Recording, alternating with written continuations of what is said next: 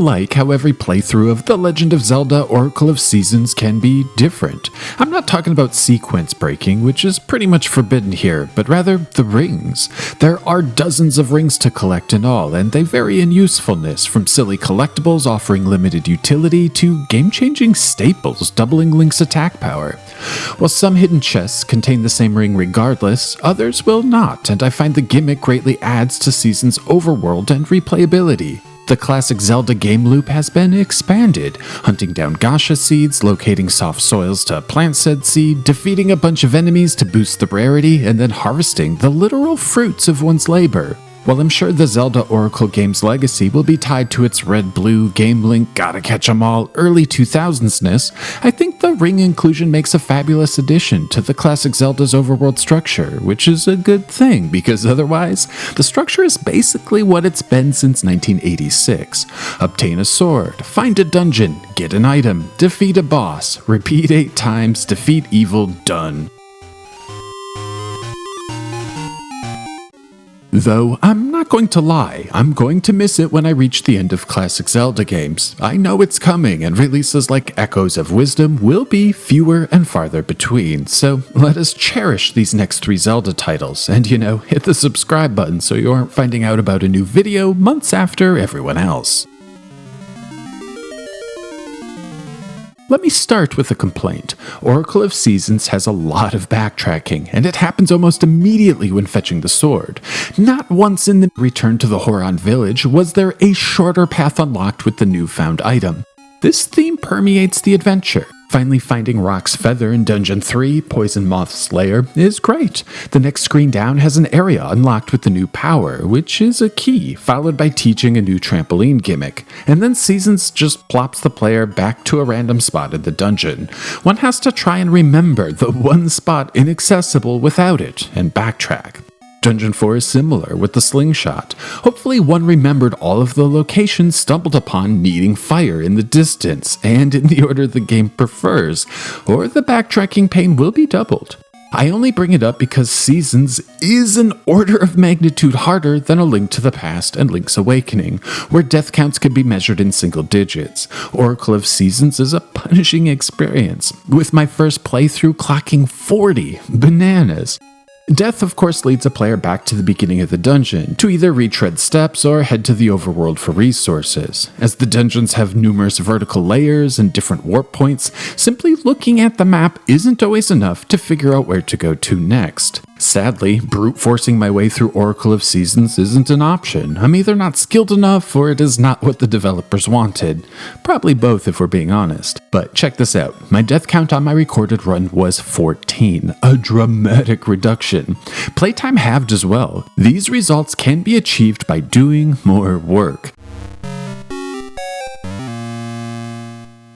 The first thing players should do is bump into Maple the Witch whenever possible. At first glance, it seems like a losing proposition, as one wouldn't want to lose their precious resources, but this is a facade. The player can only lose common items like rupees, bombs, hearts, and mystical seeds. Powerful items like rings, gacha seeds, potions, and even a piece of heart can be had through Maple encounters, all very powerful tools that are positive EV for the player. First, the gacha seeds. These can be planted in soft soil, a returning Zelda trope. Even better, planted seeds are noted on the map screen. Even more better, the rarity can be increased by defeating enemies, which players will naturally do a lot of in the dungeons. Therefore, after completing each dungeon, a player has the perfect opportunity to check on their plants between tasks, and should naturally have defeated plenty of enemies to get a decent drop. Retreading on the same paths of the overworld leads to a memorization of sorts. What was once a confusing land becomes one's playground, leading to efficiency. Land familiarity will be needed because the actual main gimmick of Oracle of Seasons is the Rod of Seasons, and the game's namesake. TLDR, Prince of Darkness captures Din, Oracle of Seasons. Talking Tree advises Link will need to locate the 8 essences of nature and then confront the Prince of Darkness to restore order. The first part of the restoration process comes early, when the player visits Subrosia for the first time. The Temple of Seasons has crashed here, and the player obtains the Rod of Seasons as well as the ability to make it winter. And if we are being honest, an entirely new overworld to explore, though smaller. Subrosia is linked to Holodrome 2 through a series of portals. Both overworlds are then progression-gated areas for the player to visit between dungeons. The Seasons gimmick is essentially a progression gate as well. As one traverses Holodrome, the season will change as the player travels. Each chunk of the land is effectively in its own season, and the season resets when leaving and re-entering. However, tree trunks can be stood upon with the wand to call upon whatever season one has access to, but it only affects that limited area.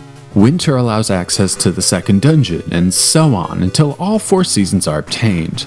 I find the inclusion to be a welcome one. While the puzzle-solving aspects are few and far between, I enjoy changing seasons through the land. It gives the game a lot of visual variety, something welcome on a game with limited hardware. It also incentivizes revisiting past areas and seeing what's new with the season. But man, I totally forgot we were talking about Maple the Witch and the rings, so check this out. Early on, this ring was appraised as a Power Ring Level 2.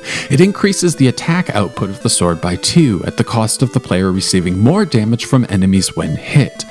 It sets up some fun moments in the dungeons where I could equip the ring to take down certain enemies with 1 less sword strike. I don't want to oversell the rings because let's be real, outside of it being hard to get them all, few people care about the optional rings, but I particularly enjoy taking down Wizrobes with a single charge shot, easing monotony and reducing the likelihood of taking damage. Rings can be useful in the overworld too. The quicksand ring prevents the effects of quicksand, making the entire desert section of Holodrome significantly less annoying. It also works in dungeons, no joke. Another fun one is the Maple ring, which increases encounters with maple, bringing us to the potions. They are incredibly expensive, 300 rupees. Therefore, it is unlikely a player is going to purchase many throughout the adventure. And many bosses and seasons are insanely hard, especially on a first-time playthrough, so players are likely to die a lot, adding to playtime. However, if one is running into Maple frequently, one will have plenty of opportunities to obtain a potion for free. Free potions are a game changer, and I appreciate the unique way to obtain them in Oracle of Seasons. The old way is still here, bringing a mushroom to a witch to unlock the shop, but I think this is a red herring. Oracle of Seasons wants players to explore the overworld and interact with every feature available, and the rewards are fantastic. 2 entire quarter heart pieces are on tap as well, with both Maple dropping one, as well as one being a reward for harvesting a Gasha nut. So, even with all the newfound health available to the player, do I still feel the same about the dungeons? Just branching path key fests where one re-explores every screen, hoping to stumble upon the way forward while getting wrecked by tough screens? Kinda. As I sit here writing, the only dungeon I can vividly recall is the final one, Sword and Shield Maze. It is set up like a 3-act play. Act 1 is a standard Zelda level. Find the new item, use it to unlock a room containing a key to unlock the path forward to the mini-boss. Act 2 is a dual-level minecart puzzle. Minecarts are a reoccurring dungeon gimmick in Oracle of Seasons. The player can go for a ride, but has no control whatsoever. One can flip switches to change the track and reach new areas. But while minecarts can be clever, they also greatly hamper navigation. Minecarts don't reset, so if one finds themselves on the wrong side of a track, they may have to navigate all the way back to reset it. This is the main gimmick of Act 2, traveling up and down so one can get ice chunks into holes using the minecarts as navigation and transportation. Pretty cool. The final act is this devilish ice puzzle where the player has to push 3 ice chunks across the screen into 3 specific spots. As the ice cannot be stopped by the player, nor can it be pulled, it turns into quite the little brain teaser. It unlocks a terrifying 2D section requiring precise jumps on ice blocks. The 1-2 punch unlocks the boss key. It is a wonderful 3-act play, and I honestly wish the other dungeons left a similar impression, but they didn't. Instead, they all sort of mesh together. They lack strong theming, with each and every one being a man-built structure with tile floors. The shared gimmicks and tropes look similar, and if I'm honest, are somewhat underwhelming. Perhaps this was the intent, a nod to the original. These are supposed to be labyrinths, confusing places filled with danger. It is not a place one wants to be, but a place one has to be. Because, we need the 8 essences of nature and din and all of that. Another part of the confusion is the bosses. There is no consistent pattern to their weakness. Sometimes it's really the item received in the dungeon itself, such as Dungeon 5. Using the magnetic gloves, the player will repel and attract a spiked metal ball to try and hit Dig Dogger during his landing phase. Also repeated in the second phase. But Dungeon 8, the sword is the play. There is a lot of trial and error in Oracle of Seasons combat. The player receives the slingshot in level 4, and it is the weapon to use on the final boss. Mid-boss of Dungeon 2, that needs the bombs found in Dungeon 1. Now, I'm not saying this is an issue that needs to be resolved. What I'm saying is Oracle of Seasons feels distinctly different from the Zeldas before it. Patterns have been broken. Some of the predictability has been removed. I might even call it a blessing, as it was no longer immediately obvious how to tackle them. It felt like a fresher experience.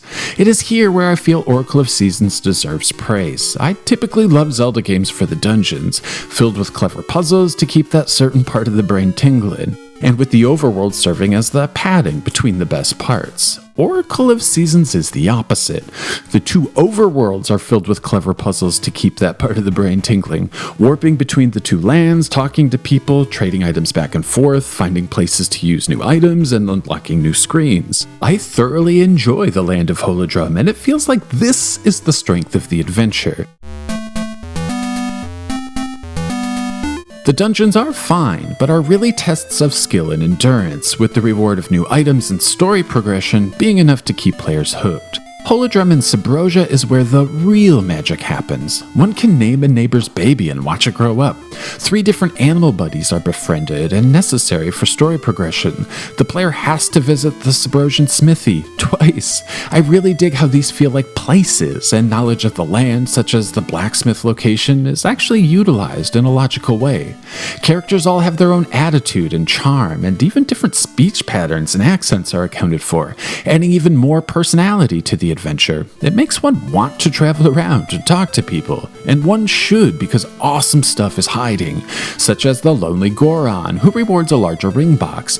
Being able to swap between 3 rings is awesome, allowing lesser rings to shine. The Zora ring allows one to stay underwater indefinitely, preventing all enemy damage. Not when you keep handy with 1 ring slot, but with 3? Now we're talking. There is an obscure side quest as well. After acquiring the Season of Summer, drying up lake beds, a new staircase is revealed. Inside, an old man says to slay 4 golden beasts to gain true power. Dr. Leff will also advise 4 golden beasts will appear in a particular place in a particular season. As best as I can tell, these are all of the clues to the quest. One might stumble upon one of these golden beasts on their own. I certainly did, though all 4 are a big ask in my opinion. The reward is of course a ring, later appraised to be the red ring, doubling sword damage without any drawbacks. A nice replacement for the trusty power ring. So, yeah, The Legend of Zelda Oracle of Seasons. It's a tough video to kind of conclude if I'm honest. If we really look at it, the Oracle games are classic Nintendo. A pair of games farmed out to a third party, recycled art and music assets, an entire game engine, all reused and released to the public as a fresh experience. Something gamers aren't always tolerant of, but Nintendo is. However, despite this observation, I do find Seasons to be a worthy title. It's flawed for sure. Despite a fabulous warping system, there is no easy way to get to Mount Cuckoo or Goron Mountain, despite them being a large and important part of the adventure. Players will either have to trek from Sunken City in the south, or travel through Natsu with an animal buddy. Not dissimilar to the pain felt after grabbing the sword for the first time. Though I find the various quirks of the title blend together seamlessly. The dungeons are confusing and hard, contrasting beautifully with Holodrum and Subrosia, which are adventure-focused, rarely posing danger to the player. Crisscrossing the worlds, noticing new areas with new items, meeting charismatic characters, slowly building up a knowledge bank of what's what, offers a very engaging experience. Oracle of Seasons is sufficiently different from the preceding titles, carving out its own identity. Though hints of its origins are abound, dungeon screens are larger now. Perhaps Seasons was originally a port of a console game with more screen real estate. These dungeon bosses sure look familiar. Maybe this is why all of the dungeons have that similar man-made feel. It's like a blend of old and new, and it works really well. And of course, I will probably end up replaying Seasons again someday, and when I do, the experience will be slightly different. Maybe I'll get Rock's Ring next time, so I won't fall through floors. Maybe I'll get a defensive ring and rely on ranged attacks more. Who knows? But that is the best part.